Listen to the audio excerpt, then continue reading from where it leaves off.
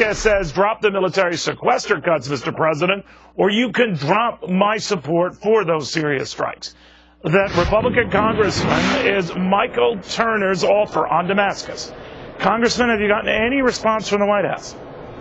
No, and just as we've not seen any leadership from the president with respect to his sequestration, he's proposed sequestration, which I have opposed, that is having devastating effects on our military. Now he wants to draw us into an additional conflict with Syria without addressing the issue that's affecting our men and women in uniform, and it's certainly affecting the performance of our military. I'm sure you don't want to negotiate deals with me, sir, but if you hazard a possible salvo back from the Democrats, all right, let's drop all sequestration cuts, including the ones for defense. What do you say then? Well, in order to set the sequestration cuts aside, there have to be meaningful cuts elsewhere. The president embraced that himself when he proposed it, and he put together the super committee that was supposed to propose those cuts. And with his withdrawal, their failure resulted in the White House having the responsibility and the lead to come forward with those proposals. Now, the House passed two bills that would have set aside sequestration by finding those cuts responsibly elsewhere. The Senate has passed none, and the president still today has no response, while meanwhile, our military, as we're hearing from the secretary, is continuing to pay the price. You know, your Speaker, John Boehner, has said he is confident that Republicans will share his view about the urgency of this. I'm paraphrasing, Congressman. In other words, that you will go along and support punitive strikes against Syria. It sounds to me that unless you won't. Well, it depends. The president has not really made the case, not to the American public or to the international community, and certainly not to Congress. He doesn't appear to have any strategy here. We certainly don't know who we're for. And also, he has an unexplainable policy of this imaginary red line where the administration now acknowledges I'm sorry, sir, but I'm not sure what that means. And it's just saying that he has not stated his case.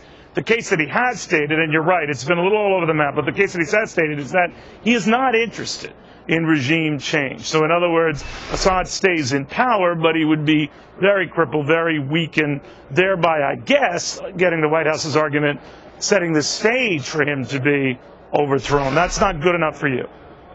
Well, I think certainly the president has indicated that he would like regime change in Syria, but the issue is that he declared this imaginary red line for the use of chemical weapons, then redefined it to large-scale use of chemical weapons, now acknowledging that they were used previously.